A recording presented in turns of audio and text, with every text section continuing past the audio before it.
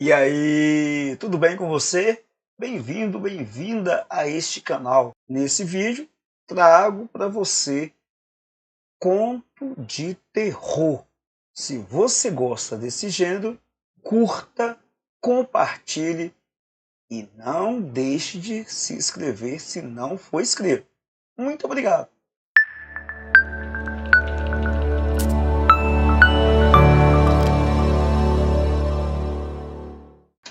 Pois é, pessoal. Hoje iremos ler mais um conto de terror. Os Porcos, de Júlia Lopes de Almeida. O texto é dedicado a Arthur de Azevedo, grande escritor brasileiro, amigo de Júlia Lopes de Almeida. Quando a cabocla Ubelina apareceu grávida, o pai moeu-a de surras, afirmando que daria o neto aos porcos para que o comesse. O caso não era novo, nem a espantou, e que ele havia de cumprir a promessa. Sabia-o bem. Ela mesma lembrava-se. Encontrara uma vez um braço de criança entre as flores douradas do aboboral. Aquilo com certeza tinha sido obra do pai. Todo o tempo da gravidez, pensou numa obsessão crudelíssima, torturante, naquele bracinho nu, solto, frio, resto de um banquete delicado que a torpe voracidade dos animais esquecera por cansaço e enfartamento. Umbelina sentava-se horas inteiras na soleira da porta, alisando com um pente vermelho de celuloide o cabelo negro e corridinho. Seguia assim, preguiçosamente, com um olhar agudo e vagaroso, as linhas do horizonte, fugindo de fixar os porcos. Aqueles porcos malditos que lhe rodeavam a casa desde manhã até a noite. Via-os sempre ali, arrastando no barro os corpos imundos, de pelo ralo e banha escaídas, com o olhar guloso luzindo sob a pálpebra mole e o ouvido encoberto pela orelha chata, no egoísmo brutal de concentrar em si toda a atenção.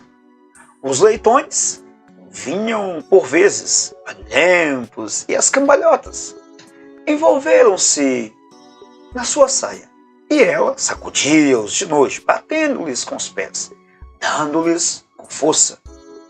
Os porcos não a temiam, andavam perto, fazendo desaparecer tudo diante da sofreguidão dos seus focinhos rombudos imóveis, que iam e vinham, gluindo, babosos, odiondos, sujos da lama em que se deleitavam, ou alourados pelo pó do milho, que estava para ali aos montes, fravescendo ao sol. Os porcos eram um bom sumidouro para os vícios do caboclo. Ubelina execrava-os e ia pensando no modo de acabar com o filho de uma maneira menos degradante e menos cruel. Guardar a criança? Mas como? O seu olhar interrogava em vão o horizonte afrouxelado de nuvens. O amante, filho do patrão, tinha posto de lado. Diziam até que ia casar com outra. Entretanto, achavam-na todos bonita, no seu tipo de índia, principalmente aos domingos, quando se enfeitava com as maravilhas vermelhas que lhe davam colorida a pele bronzeada e a vestiam toda com um cheiro doce e modesto. Eram 2 horas da madrugada, quando a Ubelina entreabriu um dia a porta da casa paterna e se esgueirou para o terreiro. Fazia luar. Todas as coisas tinham um brilho suavíssimo. A água do monjolo caía em gorgolhões soluçados, franqueando o rancho de sapê e correndo depois em fio luminoso e trêmulo pela planície afora. Flores de gabiroba e de esponjeira brava punham lençóis de neve na extensa margem do córrego. Todas as ervas do mato cheiravam bem. Um galo cantava perto, outro respondia mais longe, e ainda outro e outro, até que as vozes dos últimos se confundiam na distância com os mais leves rumores noturnos. O Belina afastou com a mão fébrile o chalé que a envolvia e, descobrindo a cabeça, investigou com um olhar sinistro o céu profundo. Onde se escondia o grande Deus, divinamente misericordioso, de quem o padre falava na missa do arraial, em termos de que ela não atingia, mas que a fazia estremecer? Ninguém pode fugir ao seu destino, diziam todos. Estaria então escrito que a sua sorte fosse essa que o pai lhe prometia, de matar a fome aos porcos com a carne de sua carne, o sangue de seu sangue. Essas coisas rolavam-lhe pelo espírito, indeterminadas e confusas. A raiva e o pavor do parto estrangulavam-na. Não queria bem o filho, odiava nele o amor enganoso do homem que a seduzira. Matá-lo-ia, esmagá-lo-ia mesmo, mas lançá-lo aos porcos, isso nunca. E voltava-lhe à mente, num arrepio, aquele bracinho solto que ela tivera entre os dedos indiferentes na sua bestialidade de cabocla matuta. O céu estava limpo, azul, um céu de janeiro quente, vestido de luz, com a sua estrela Vésper, enorme e diamantina, e a lua muito grande, muito forte, muito esplendorosa. A cabocla espreitou com os olhos vivos para os lados da roça de milho, onde, ao seu ouvido, agudíssimo, parecera sentir uma bulha cautelosa de pés humanos. Mas não veio ninguém. E ela, abraçada, arrancou o chalé dos ombros e arrastou-o pelo chão, segurando-o com a mão, que as dores do parto crispavam convulsivamente. O corpo mostrou-se disforme, mal resguardado por uma camisa de algodão e uma saia de chita. Pelos ombros estreitos agitavam-se as pontas do cabelo negro luzidio. O vento pesado, muito descaído, dificultava-lhe a marcha, que ela interrompia a miúde para respirar alto ou para agachar-se, contorcendo-se toda. A sua ideia era ir ter o filho na porta do amante, matá-lo ali, nos degraus de pedra que o pai havia de pisar de manhã, quando descesse para o passeio costumado. Uma vingança doida e cruel aquela que se fixara havia muito no seu coração selvagem. A criança tremia ali no vento, como se pressentisse que entraria na vida para entrar no túmulo. E ela apressava os passos nervosamente sobre as folhas da trapoeraba maninha. Iam ver agora quem era a cabocla. Desprezaram-na? Riam-se dela? Deixaram-na à toa? Como um cão sem dono? Pois que se esperassem. E ruminava o seu plano, receando esquecer alguma minúcia. Deixaria a criança viver alguns minutos, fazê-lo-ia mesmo chorar, para que o pai lá dentro, entre o conforto do seu colchão de paina, que ela desfiará cuidadosamente, lhe ouvisse os vagidos débeis e os guardasse sempre na memória, com um remorso. Ela estava perdida. Em casa não a queriam. A mãe renegava. O pai batia-lhe. O amante fechava-lhe as portas e o Belina praguejava alto, amaldiçoando de fazer cair sobre toda a gente a cólera divina. O luar, com sua luz branca, senta e fria, iluminava a triste caminhada daquela mulher, quase nua e pesadíssima, que ia golpeada de dores e de medo através dos campos. O Belina ladeou a roça de milho, já seca, muito amarelada, e que estalava aos contatos seu corpo mal firme. Passou depois o grande canavial, de um verde água que o mar enchia de doçura e que se alastrava pelo morro abaixo, até lá perto do engenho, a esplanada da esquerda. Por entre as canas houve um rastejar de cordas e ergueu-se da outra banda, na negrura do mandiocal, um voo fofo de uma ave assustada. A cabocla benzeu-se e cortou direito pelo terreno mole do feijoal ainda novo, esmagando sob a sola dos pés curtos e trigueiros as folhinhas tenras da planta ainda sem flor.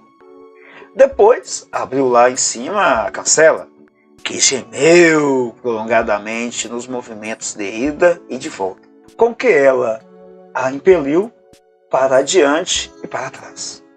Entrou no pasto da fazenda, uma grande mudez por todo um imenso gramado. O terreno descia numa linha suave até o terreiro da habitação principal, que aparecia ao longe num ponto branco. A cabocla abaixou-se tolhida, suspendendo o ventre com as mãos. Toda a sua energia ia fugindo, espavorida com a dor física que se aproximava em contrações violentas. A pouco e pouco os nervos distenderam-se e o quase bem-estar da extenuação fê-la deixar-se fincar ali, imóvel, com o corpo na terra e a cabeça erguida para o céu, tranquilo. Uma onda de poesia invadiu-a toda. Era os primeiros enleios da maternidade, a pureza inolvidável da noite, a transparência lúcida dos astros, os sons quase imperceptíveis e misteriosos que lhe pareciam vir de longe, de muito alto, como um eco fugitivo da música dos anjos, que dizia haver no céu sob o manto azul e flutuante da Virgem Mãe de Deus. O Belina sentia uma grande ternura tomar-lhe o coração, subir-lhe aos olhos. Não a sabia compreender e deixava-se ir naquela vaga sublimemente piedosa e triste. Súbito, sacudiu-a uma dor violenta, que a tomou de assalto, obrigando-a a cravar as unhas no chão. Aquela brutalidade fê-la praguejar e erguer-se depois raivosa e decidida.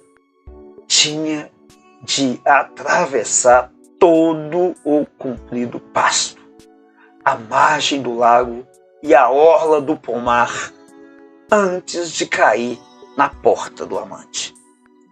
Foi, mas as forças diminuíram e as dores repetiram-se cada vez mais próximas.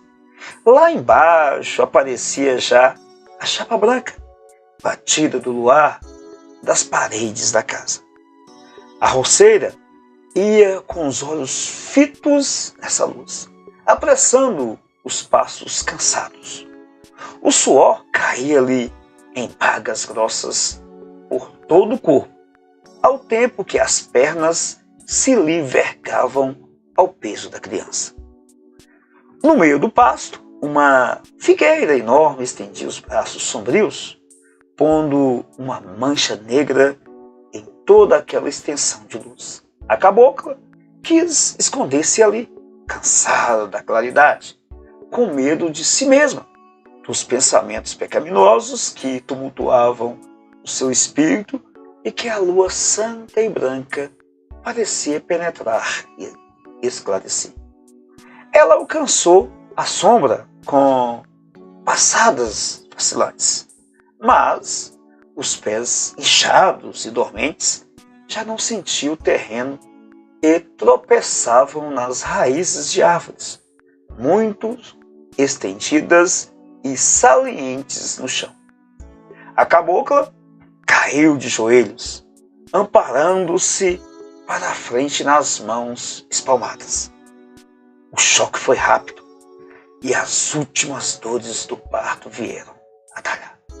Quis reagir ainda e levantar-se, mas já não pôde. E furiosa, descerrou os dentes, soltando os últimos e agudíssimos gritos de expulsão. Um minuto depois, a criança chorava sufocadamente.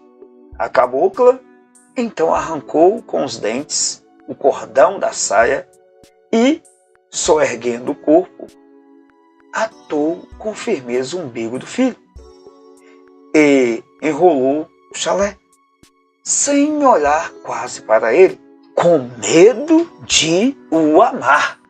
No seu coração de selvagem, desabrochava timidamente a flor da maternidade.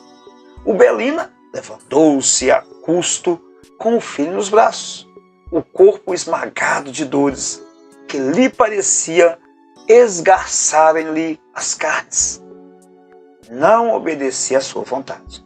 Lá embaixo, a mesma chapa de luz alvacenta acenava-lhe, chamando-a para a vingança ou para o amor. Julgava agora que, se batesse aquelas janelas e chamasse o amante, ele viria comovido e trêmulo beijar o seu primeiro filho. Aventurou-se em passadas custosas a seguir o seu caminho. Mas voltaram-lhe depressas as dores e, sentindo-se esvair, sentou-se na grama para descansar. Descobriu, então, a meio corpo do filho. Achou branco, achou bonito e, no impulso de amor, beijou na boca. A criança moveu logo os lábios na sucção de recém-nascidos e ela deu-lhe o peito. O pequenino puxava inutilmente. A cabocla não tinha alento. A cabeça pendia-lhe numa vertigem suave. Veio-lhe depois outra dor. Os braços abriram-se-lhe e ela caiu de costas. A lua sumia-se e os primeiros alvores da aurora tingiram de um rosa dourado todo o horizonte. Em cima, o azul carregado da noite mudava para um violeta transparente, esbranquiçado e diáfano. Foi no meio daquela doce transformação da luz que o Belina mal distinguiu um vulto negro que se aproximava lentamente, arrastando no chão as mamas pelancudas, com o rabo fino, arqueado sobre as ancas enormes e o pelo hirto, irrompendo raro pela pele escura e rugosa e o olhar guloso, estupidamente fixo, era uma porca. Belina sentiu a gruir. Viu confusamente os movimentos repetidos do seu focinho trombudo, gelatinoso, que se arregaçava, mostrando a dentuça amarelada. Forte! Um sopro frio correu por todo o corpo da cabocla. E ela estremeceu, ouvindo um gemido doloroso, doloridíssimo, que se cravou no seu coração aflito. Era do filho. Quis erguer-se, apanhá-lo nos braços, defendê-lo, salvá-lo, mas continuava a esvair-se. Os olhos mal se abriam, os membros laços não tinham vigor. E o espírito mesmo perdia a noção de tudo. Entretanto, antes de morrer, ainda viu vaga, indistintamente, o vulto negro e roliço da porca, que se afastava com um montão de carne pendurado nos dentes, destacando-se isolada e medonha naquela imensa vastidão cor-de-rosa. Fim.